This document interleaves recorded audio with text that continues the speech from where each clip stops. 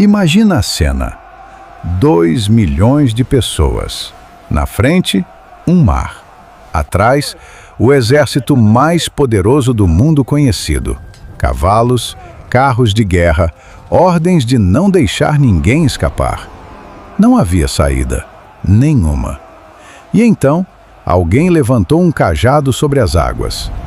O que aconteceu nos segundos seguintes desafia qualquer explicação até hoje. E esse é apenas o primeiro da lista. E alguns deles são tão estranhos que até hoje ninguém consegue explicar completamente. Alguns desses eventos têm registros históricos, detalhes científicos e coisas que simplesmente não deveriam ser possíveis. Fica até o final, porque o último vai mudar a forma como você enxerga tudo. O primeiro: 600 carros de guerra egípcios atrás, um mar intransponível na frente. Moisés estendeu a mão, e um vento forte soprou a noite inteira. As águas se dividiram. O texto descreve paredes de água de cada lado e chão seco no meio. Seco, no fundo do mar. Imagina uma mãe segurando o filho no colo, olhando para aquelas paredes de água de cada lado, sem saber se vão aguentar. Sem saber se o próximo passo seria o último. E ainda assim, dando o passo. 2 milhões de pessoas atravessaram, com animais, com crianças, com tudo que conseguiram carregar. Os egípcios entraram atrás, e quando estavam no meio, as paredes voltaram. Faraó perdeu seu exército inteiro numa única noite. Mas aqui está o detalhe que quase ninguém percebe. Se isso aconteceu como descrito, não foi só a água que se moveu. Foi o próprio equilíbrio da natureza sendo interrompido. A pressão atmosférica, a gravidade, a tensão das águas, tudo suspenso ao mesmo tempo, num corredor de quilômetros. E se isso acontecesse hoje? Satélites registrariam em tempo real. Oceanógrafos entrariam em colapso. O mundo inteiro pararia. Mas o próximo aconteceu de noite, sem testemunhas do lado de fora. E é ainda mais perturbador. O próximo aconteceu durante a noite, e ninguém viu. Senaqueribe, rei da Assíria, estava do lado de fora de Jerusalém com 185 mil soldados. 185 mil. Isso é como encher 3 ou 4 estádios gigantescos. Um exército que cobria o horizonte. Ele enviou uma mensagem ao rei Ezequias que era basicamente uma provocação. Qual Deus já conseguiu me parar? Era uma pergunta razoável. Historicamente, nenhum tinha conseguido. Naquela noite, o anjo do Senhor saiu. De manhã, 185 mil corpos. Sem batalha. Sem barulho registrado. Sem uma flecha disparada. Sem invasão. Imagina um soldado assírio que acordou naquela manhã. Virou para o lado e viu. Não havia grito, não havia ferimento visível, apenas silêncio e corpos por todo lado. E aqui fica estranho. Historiadores assírios documentaram a campanha de Senaqueribe em detalhe. Ele gravou suas conquistas em pedra, mas Jerusalém não aparece na lista das cidades conquistadas. Ele voltou para casa, sem a cidade, sem explicação. O que aconteceu naquela noite ainda não tem resposta. E isso levanta uma pergunta ainda mais estranha. Se foi um evento natural, por que não há registro de nenhuma doença, nenhuma tempestade, nenhuma causa identificável? Apenas ausência e silêncio. O próximo envolve algo que nenhum ser humano deveria ter o poder de fazer. No meio de uma batalha decisiva, a noite estava chegando. Se escurecessem, os inimigos escapariam. Josué pediu que o sol parasse, e parou. O sol parou no meio do céu, e não se apressou a se pôr quase um dia inteiro. Agora olha isso. A Terra gira a 1.670 km por hora no Equador. Para o Sol parecer estático, algo teria que interferir nessa rotação de um jeito que os olhos humanos vissem o Sol parado. E isso levanta uma pergunta ainda mais estranha. Se a Terra desacelerou, o que aconteceu com os oceanos? Com a atmosfera? Com tudo que não estava fixo no chão? A física diz que seria catastrófico. O texto diz que foi silencioso. Simplesmente aconteceu. O texto diz que nunca houve um dia assim antes ou depois. Mas tem um milagre envolvendo o Sol com um detalhe ainda mais perturbador. Porque esse não parou o tempo. Fez o tempo voltar. Agora o milagre número 4. O rei Ezequias estava morrendo. Isaías entrou e disse sem rodeios: "Coloca a casa em ordem, você vai morrer." Ezequias virou o rosto para a parede, orou, chorou.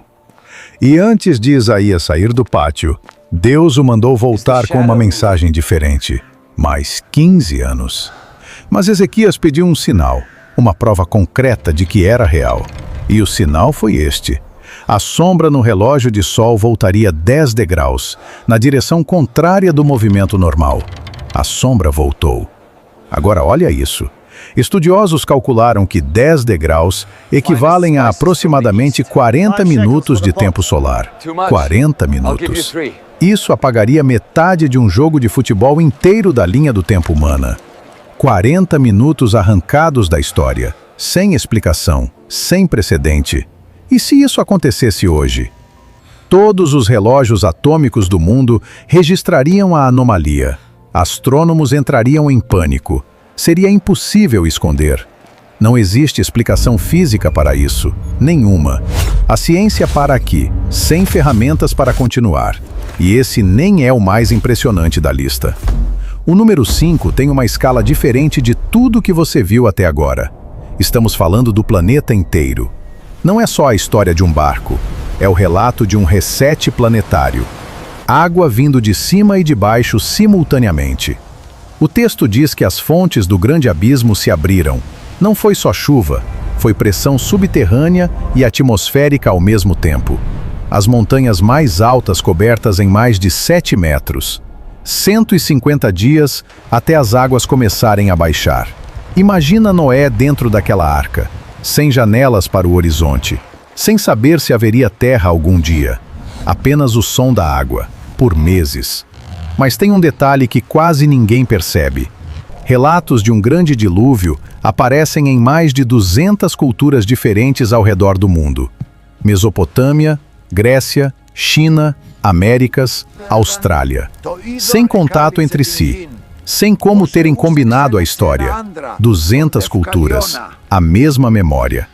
Ou todas inventaram a mesma história por coincidência, ou todas estão lembrando da mesma coisa. E isso levanta uma pergunta que a antropologia ainda não respondeu completamente. Por que exatamente essa história? Por que não um terremoto global, uma erupção, uma guerra? Por que água cobrindo tudo, um sobrevivente escolhido e um recomeço? Para por um segundo. Você percebe o padrão? 5 milagres, 5 impossibilidades, cada uma maior que a anterior. E ainda não chegamos nem na metade. O próximo quebra algo diferente.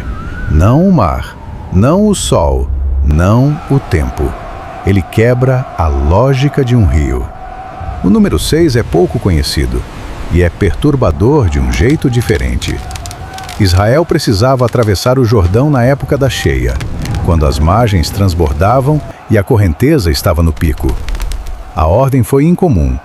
Os sacerdotes deveriam entrar na água primeiro, antes de qualquer milagre acontecer. Sem sinal, sem garantia, apenas entrar. Imagina o primeiro sacerdote colocando o pé naquela água fria e turva, sem saber o que viria.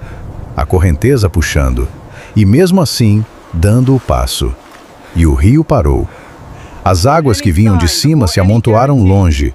As que iam para o Mar Morto escoaram completamente. O povo atravessou em terra seca. O rio não abriu.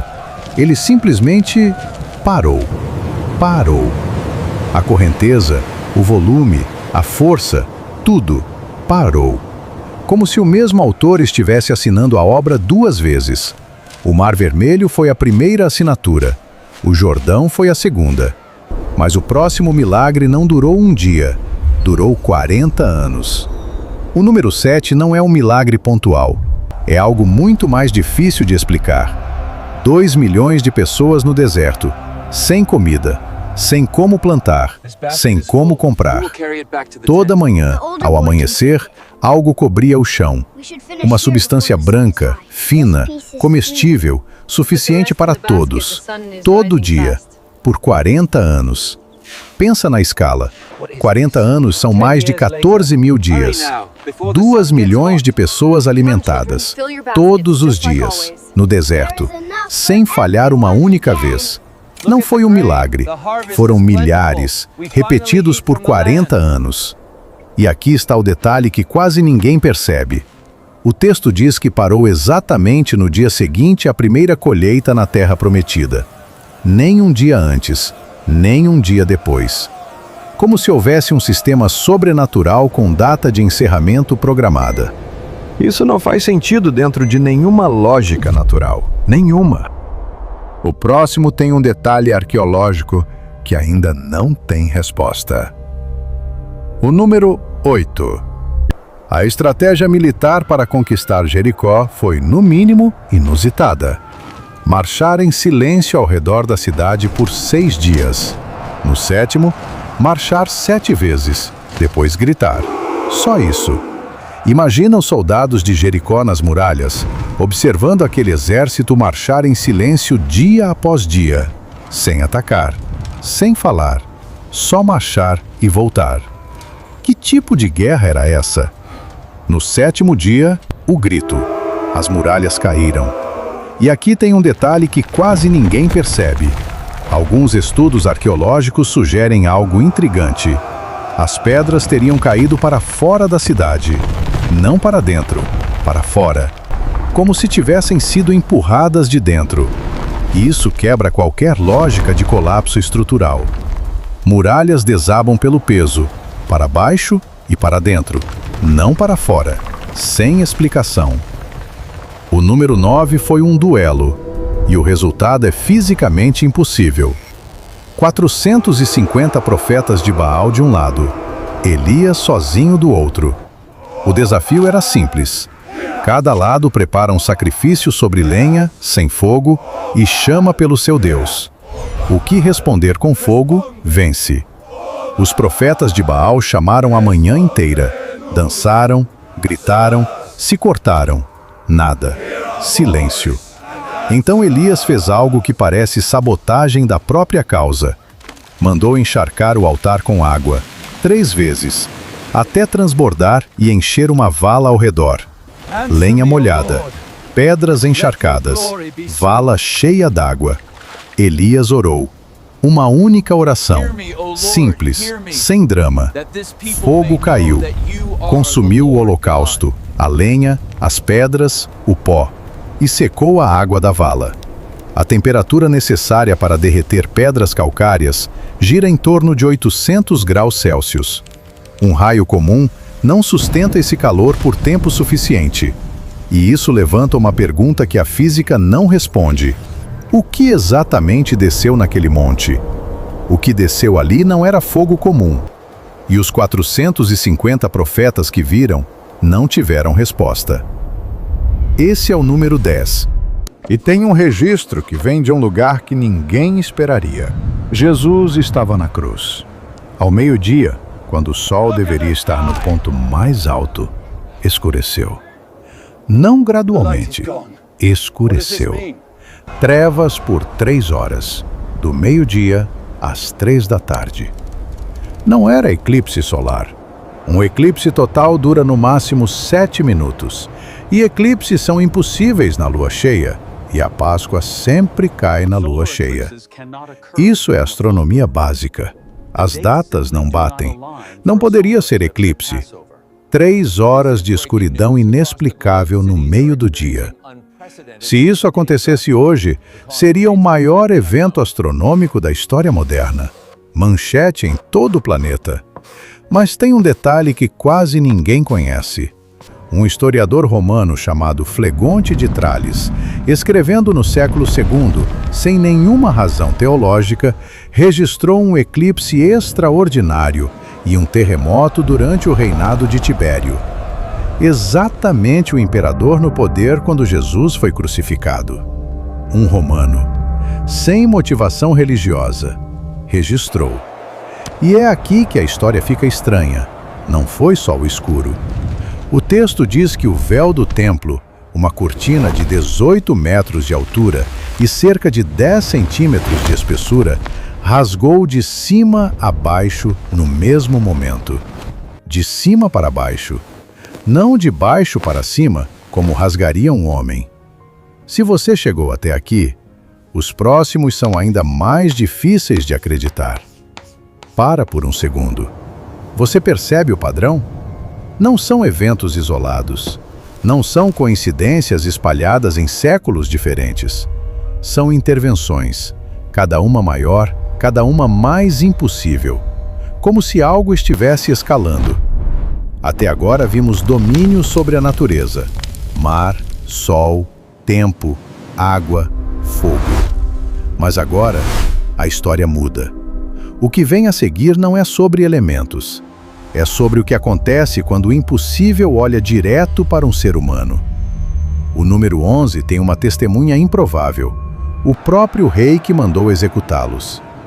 3 jovens se recusaram a se prostrar diante da estátua do rei Nabucodonosor.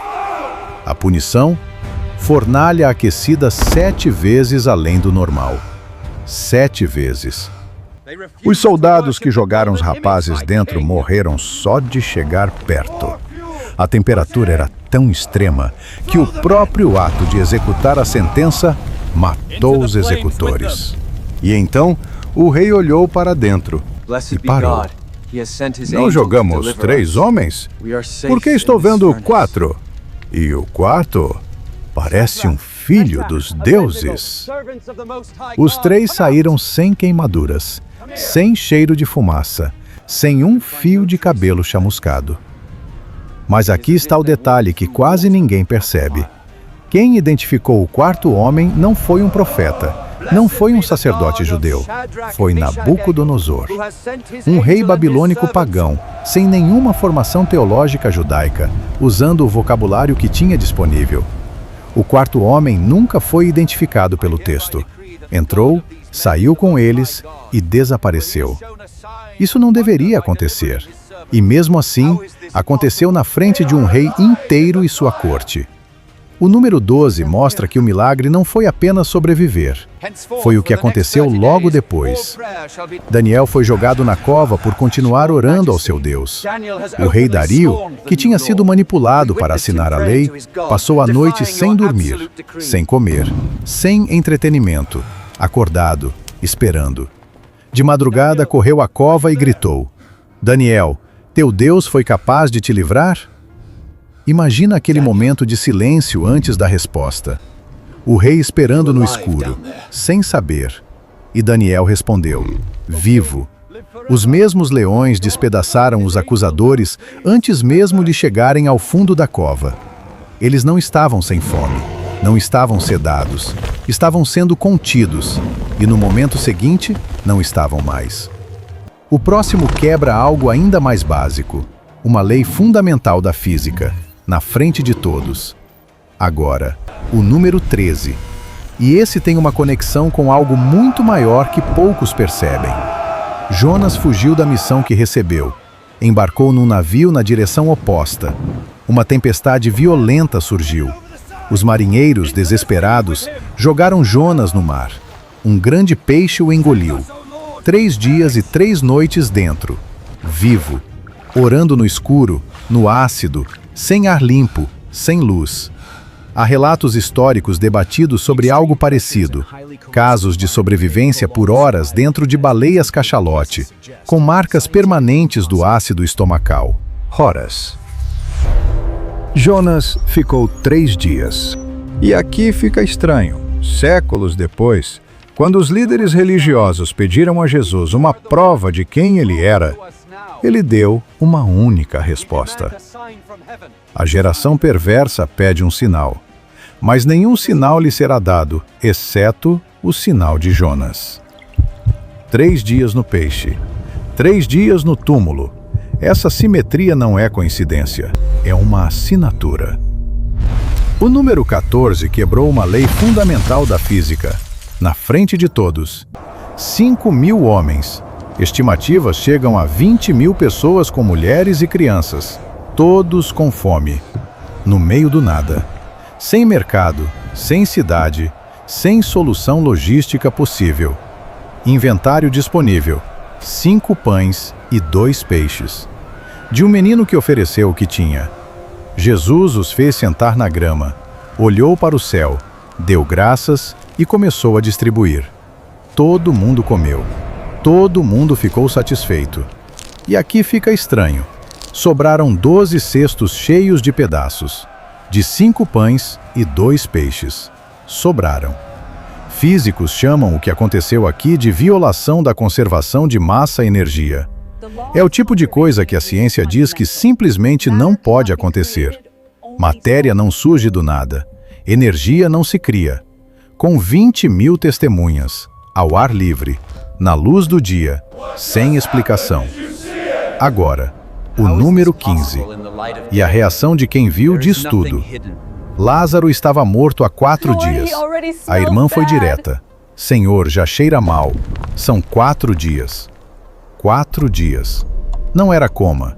Não era inconsciência. Tempo suficiente para todo mundo aceitar que acabou.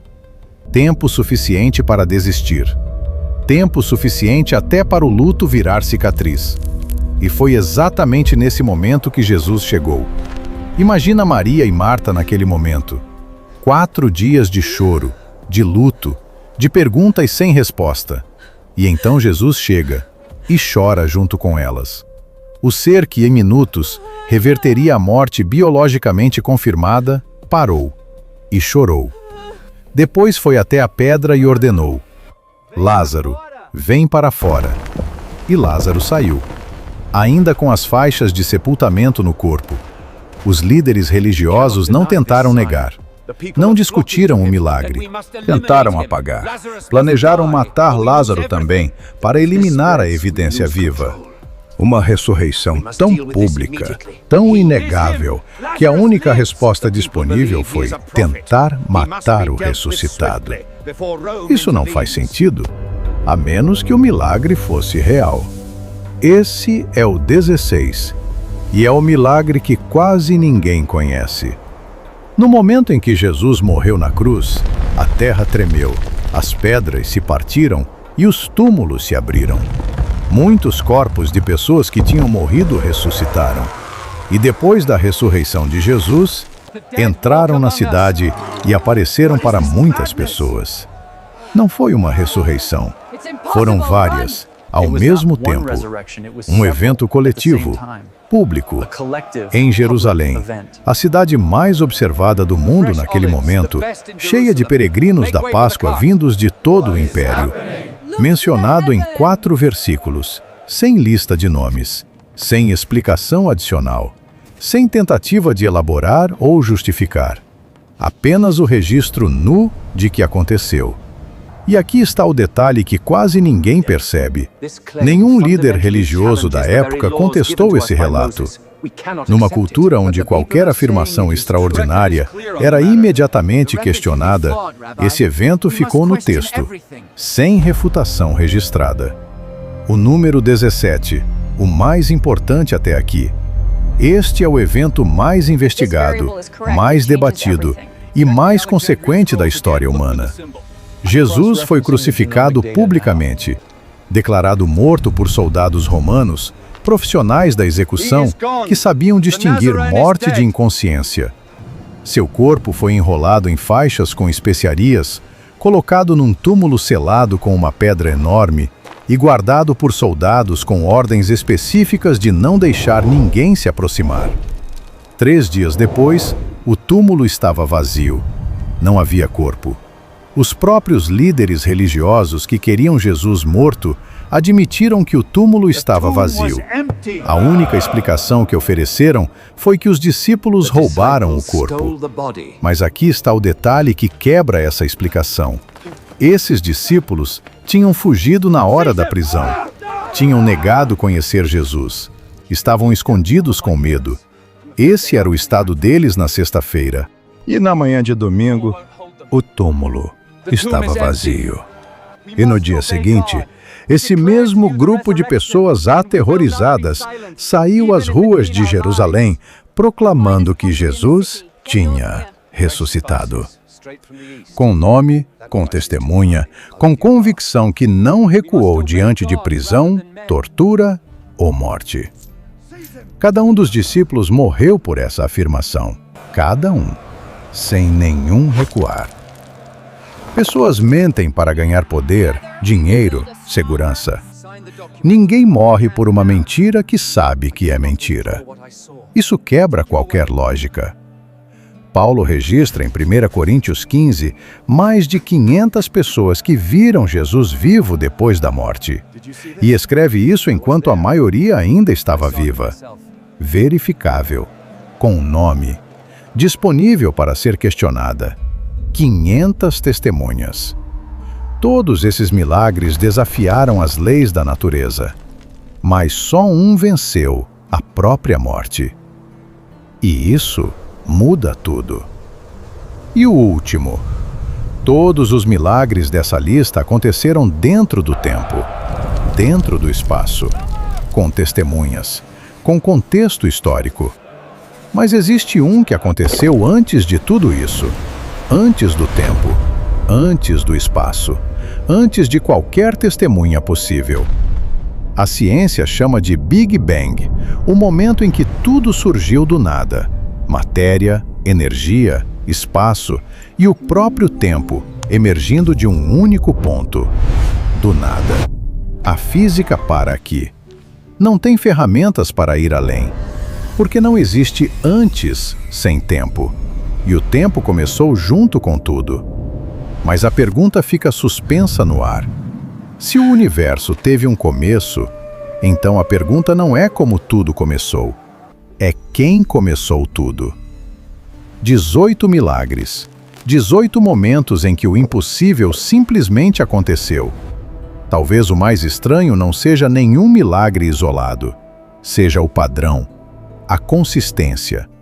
O fato de que, ao longo de milênios, em culturas diferentes, em contextos diferentes, a mesma força parece intervir. Sempre no momento certo, sempre além do que a natureza permite. A pergunta que fica não é: isso é possível? É: se é possível, o que isso diz sobre quem está por trás disso? E isso sendo verdade, então você não está assistindo apenas uma história. Você está olhando para a realidade de um jeito completamente diferente. Se esse vídeo te surpreendeu, se inscreve e ativa o sininho, porque o próximo mudará tudo de novo.